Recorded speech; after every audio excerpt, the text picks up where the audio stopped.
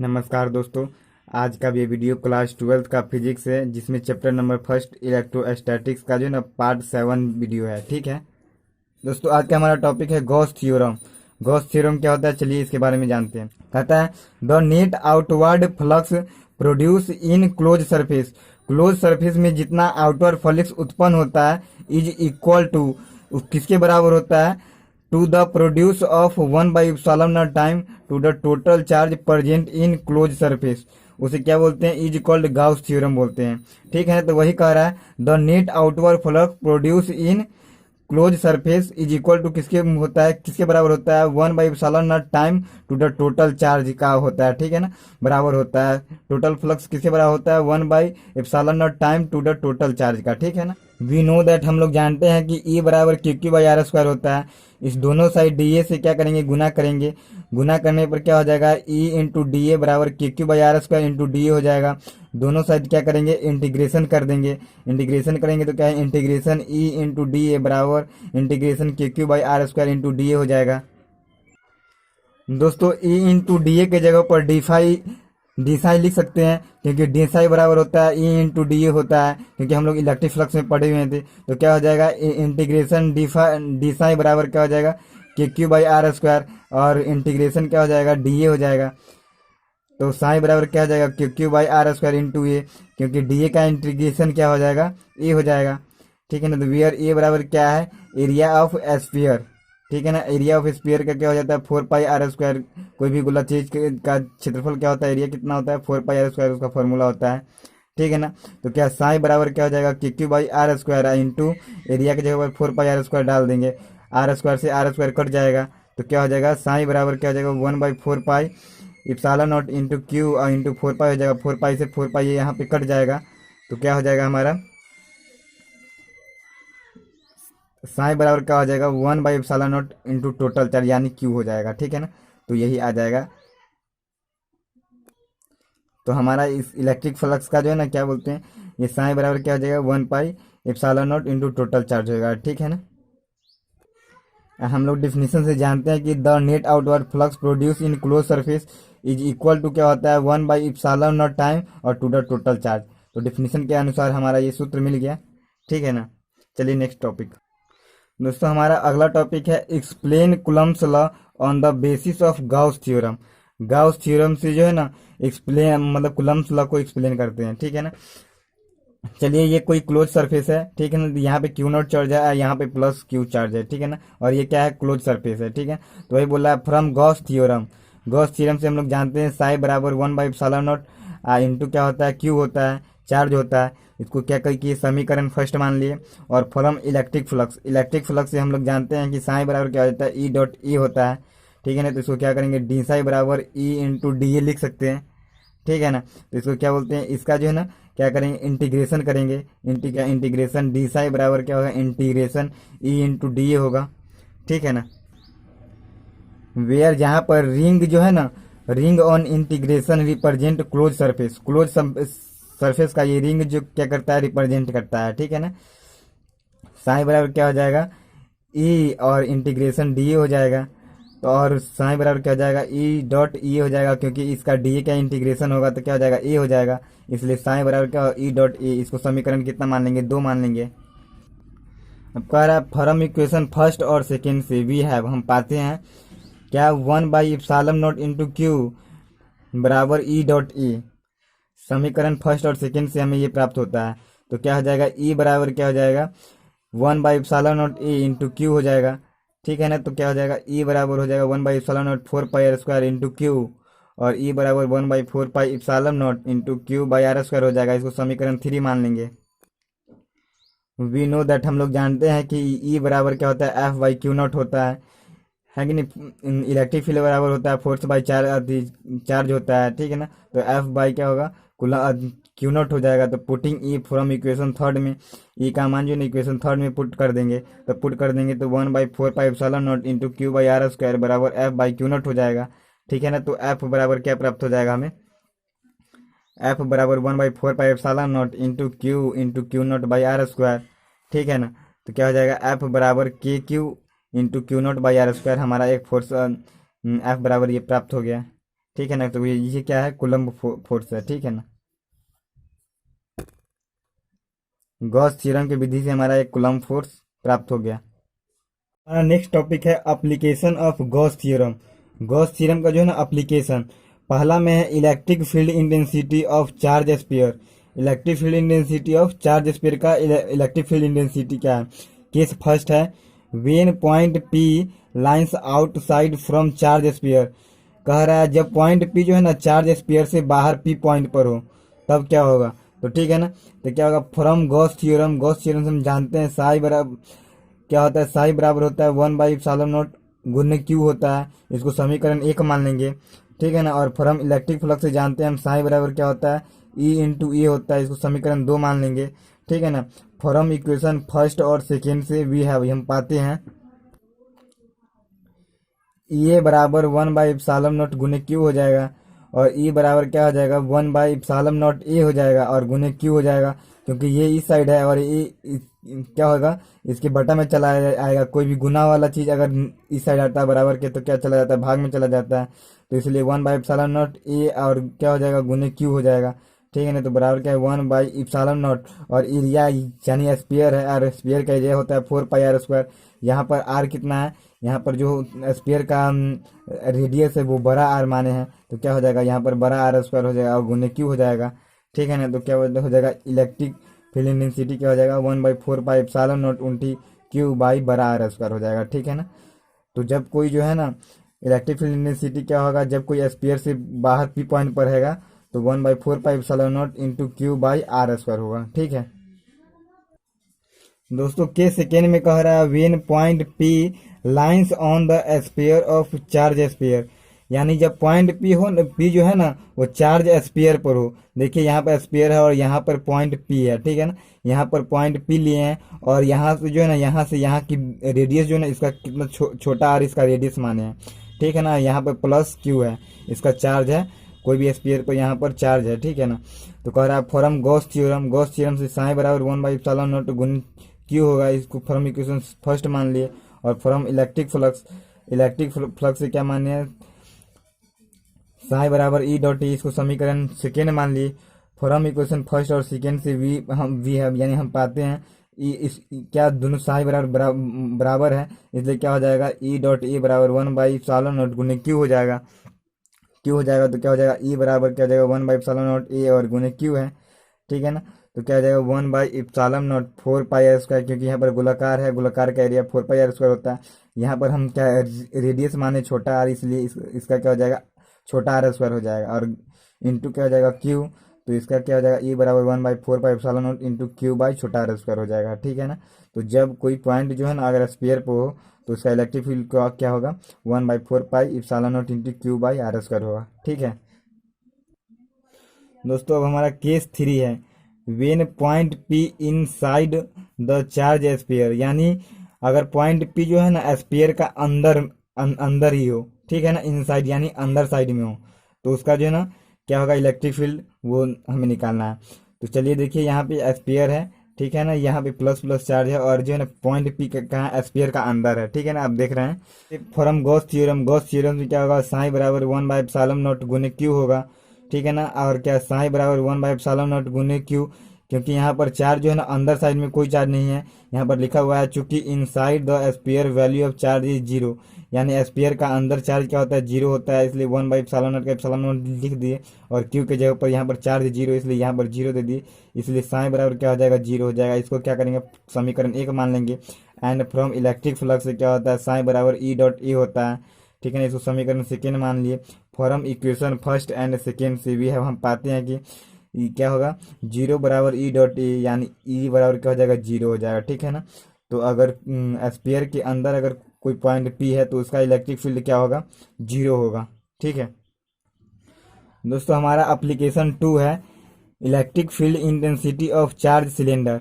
दोस्तों हमारा application first था electric field intensity of charge sphere था, और हमारा एप्लीकेशन 2 है क्या इलेक्ट्रिक फील्ड इंटेंसिटी सिलेंडर, ठीक है ना, ऑफ चार्ज सिलेंडर है, ठीक है ना। जब सिलेंडर हो तब इलेक्ट्रिक फील्ड इंटेंसिटी क्या होगा। तो हमारा केस फर्स्ट है when point P lines outside from charge cylinder, जब कोई पॉइंट P जो है ना चार्ज सिलेंडर से बाहर हो, P पॉइंट पर हो, तब उसका इलेक्ट्रिक फील्ड क्या होगा। देखिए दोस्तों, यहाँ पर सिलेंडर है, सिलेंडर से बाहर कोई P पॉइंट है, ठीक है ना। यहाँ पर Q0 चार्ज है और इसका बीच का दूरी क्या है, R है, ठीक है ना। रेडियस क्या है, R है, और इसका लंबाई कितना है, सिलेंडर का L है, ठीक है ना। तो वही कह रहा है from Gauss theorem. Gauss theorem से क्या होता है, साइन बराबर 1/ε0 गुने Q होगा, चार्ज होगा। तो इसको समीकरण फर्स्ट मान लिए। और फ्रॉम लीनियर चार्ज डेंसिटी, क्योंकि यहाँ पर लीनियर चार्ज डेंसिटी होगा, क्योंकि ये सिलेंडर है, तो लैम्डा बराबर क्या है, Q/L होता है। और यहाँ पर Q को तिरछा गुना करेंगे तो Q बराबर क्या हो जाएगा, लैम्डा L हो जाएगा, ठीक है। Putting Q in equation first, जब Q का मान जो है ना इक्वेशन फर्स्ट में डाल देंगे, इक्वेशन फर्स्ट में डालेंगे तो क्या क्या हो जाएगा, फाइव बराबर 1/ε0 गुने लैम्डा L हो जाएगा। Q की जगह पर यहाँ पर लैम्डा L आ जाएगा। इसको क्या करेंगे, समीकरण सेकेंड में मान लेंगे, ठीक है। From electric flux, from electric flux क्या होता है, साई बराबर E.E होता है। इसको क्या करेंगे, इक्वेशन थर्ड मान लेंगे, ठीक ठीक है। तो क्या करेंगे, फॉरम इक्वेशन सेकेंड और 2 से, 3 और 2 से क्या करेंगे, E.A बराबर क्या हो जाएगा, 1/ε0 इंटू लैम्डा L प्राप्त होगा हमें, ठीक है। तो E बराबर क्या हो जाएगा, 1/ε0, एरिया है इस साइड आएगा तो बटा में चला जाता है, भाग में चला जाएगा, तो 1/ε0 इंटू A, और इंटू क्या हो जाएगा, लैम्डा L हो जाएगा, ठीक है ना। तो हमें ये प्राप्त हो जाएगा समीकरण सेकेंड और थर्ड से, ठीक है ना। वेयर ई का ई क्या है, इसमें curve surface area of cylinder है, ठीक है ना। ये जो ना सिलेंडर का एरिया है कर्व सरफेस का, ठीक है ना। तो ई बराबर क्या हो जाएगा, 1/ε0, और इसका कर्व सरफेस का एरिया क्या होता है, 2πRL होता है, ठीक है ना, सिलेंडर का। तो यहाँ पर 2πRL into lambda L, L से L जो है ना कट गया,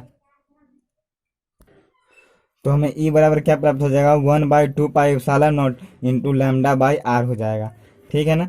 तो हमारा इलेक्ट्रिक फील्ड प्राप्त हो जाएगा। ये इलेक्ट्रिक फील्ड किस चीज़ क्या है, जब जो है ना सिलेंडर में जो है ना, जब कोई चार्ज जो है ना अगर सिलेंडर से बाहर हो, P पॉइंट पर हो, तब उसका इलेक्ट्रिक फील्ड क्या होगा, 1/2πε0 इंटू λ/R, ठीक है ना। चलिए अब केस सेकेंड में जब when point P placed at the surface of charge cylinder, जब पॉइंट P को जो है ना सिलेंडर के सरफेस पर रखेंगे, तब उसका जो है ना इलेक्ट्रिक फील्ड क्या होगा। चलिए देखिए, यहाँ पे सिलेंडर है और यहाँ पे हम रखे हैं पॉइंट P को, ठीक है ना, सिलेंडर पर रखे हैं पॉइंट P को, ठीक है ना। तब बोला है इसका इलेक्ट्रिक फील्ड क्या होगा। तो from Gauss theorem, Gauss theorem से जानते हैं साई बराबर 1/ε0 गुने Q होता है। इसको समीकरण एक मान लिए। From linear charge density, lambda बराबर Q/L होता है, इसलिए Q बराबर क्या हो जाएगा, लैम्डा L हो जाएगा, लैम्डा L हो जाएगा। तो putting Q in equation first में, Q का मान इक्वेशन फर्स्ट में डाल देंगे, तो क्या हो जाएगा, लैम्डा बराबर 1/ε0 गुने लैम्डा L हो जाएगा। इसको क्या करेंगे, समीकरण सेकेंड मान लेंगे, ठीक है ना। फ्रॉम इलेक्ट्रिक फ्लक्स हम जानते हैं कि साई बराबर E.A होता है। फ्रॉम इक्वेशन थर्ड और सेकेंड से क्या क्या प्राप्त होगा हमें, E.A बराबर 1/ε0 इंटू लैम्डा L प्राप्त होगा हमें, जहां पर E क्या है, curve surface of area of cylinder है, सिलेंडर का क्या है, एरिया है।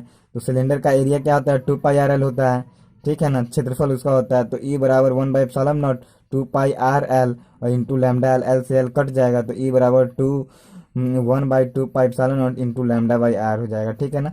जब कोई पॉइंट सिलेंडर पर हो, P पॉइंट सिलेंडर पर हो, तब उसका इलेक्ट्रिक फील्ड क्या होगा, ये होगा, ठीक है ना। केस 3 में when point P placed in side charge cylinder, ठीक है ना। जब क्या करेंगे, चार्ज को जो है ना सिलेंडर के अंदर लेंगे, ठीक है ना, इनसाइड यानी सिलेंडर के अंदर लेंगे, तब इलेक्ट्रिक फील्ड क्या होगा, ठीक है ना। तो वो देखिए, यहाँ पे सिलेंडर है और यहाँ पर हम सिलेंडर के अंदर P पॉइंट चार्ज को ले रहे हैं, ठीक है ना। यहाँ पे P पॉइंट है और उसके बीच का दूरी क्या है, P माने हैं, उसका बीच का दूरी क्या माने हैं, R माने हैं, R, ठीक है ना। तो फ्रॉम गॉस थ्योरम साई बराबर 1/ε0 गुने Q होगा। तो क्या अंदर में कितना चार्ज, जीरो होता है, इसलिए क्या करेंगे, साई बराबर 1/ε0, चार्ज की जगह पर जीरो डाल देंगे, तो क्या हो जाएगा, साई बराबर जीरो। इसको इक्वेशन फर्स्ट मान लेंगे। एंड फ्रॉम इलेक्ट्रिक फ्लक्स से, फ्रॉम इलेक्ट्रिक फ्लक्स से जो है ना साई बराबर E.A होता है, इसको समीकरण सेकेंड मान लिए। फ्रॉम इक्वेशन फर्स्ट और सेकेंड से क्या हो जाएगा, E.A बराबर जीरो, तो E बराबर क्या हो जाएगा, जीरो हो जाएगा, ठीक है ना। तो क्या हो जाएगा, सिलेंडर के अंदर जो है ना इलेक्ट्रिक फील्ड क्या होता है, जीरो होता है। ठीक है दोस्तों, यहाँ पर हमारा एप्लीकेशन क्या है, गॉस थ्योरम का 3 है। ठीक है ना। जब electric field intensity charge plane sheet, जब शीट हो तब। फर्स्ट एप्लीकेशन था हमारा इलेक्ट्रिक फील्ड इंटेंसिटी जब एस्फीयर हो तब, और सेकेंड एप्लीकेशन था कब, जब सिलेंडर हो तब। और अब ये थर्ड एप्लीकेशन क्या है, जब प्लेन शीट हो तब जो है ना इलेक्ट्रिक फील्ड क्या होगा। ठीक है ना। चलिए देखिए, यहाँ पर शीट है और यहाँ पर इसको क्या किया जाता है, पी पॉइंट पर रखा जाता है, क्यू नॉट चार्ज है। ठीक है ना।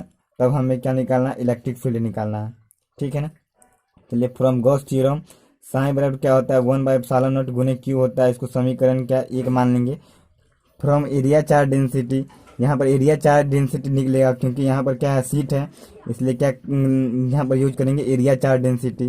तो सिग्मा बराबर क्या होता है, क्यू बाई ए होता है, तो क्यू बराबर क्या हो जाएगा, सिग्मा ए हो जाएगा। ठीक है। Putting Q in equation first, Q का मान निकला हुआ है, एरिया चार्ज डेंसिटी से निकाले, तो क्यू का मान क्या करेंगे, इक्वेशन फर्स्ट में डाल देंगे।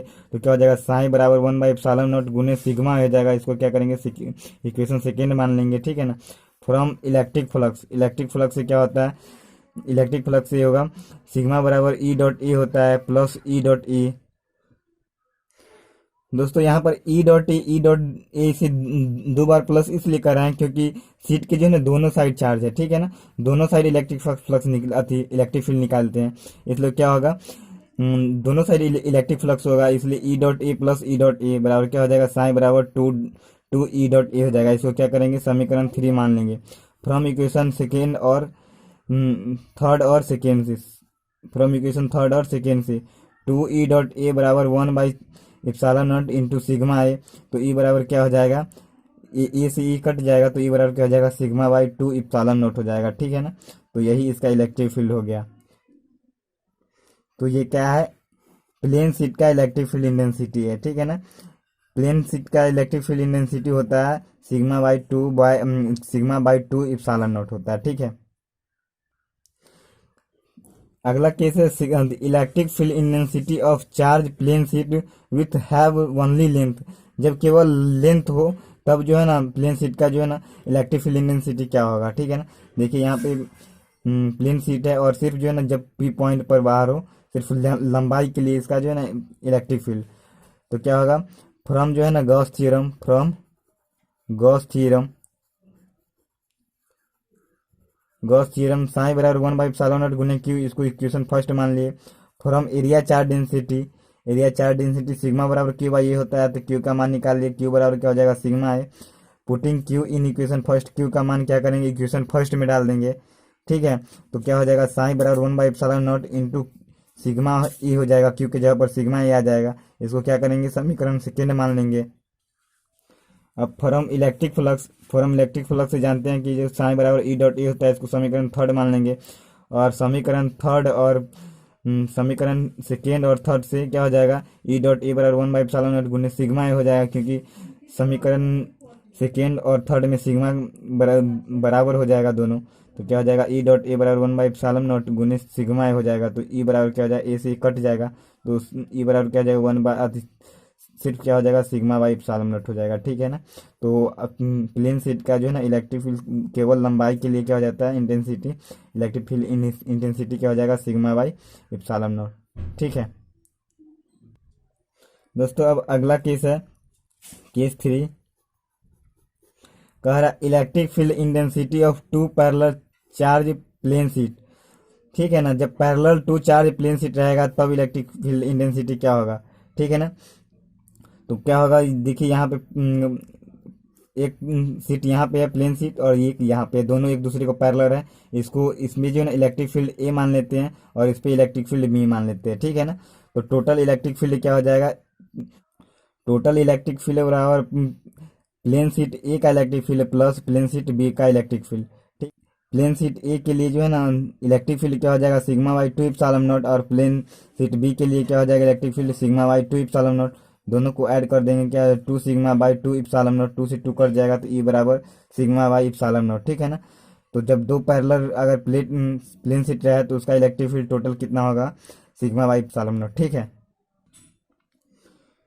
यूनिट ऑफ चार्ज, चार्ज का जो ना यूनिट मात्रक क्या होता है, ठीक है ना।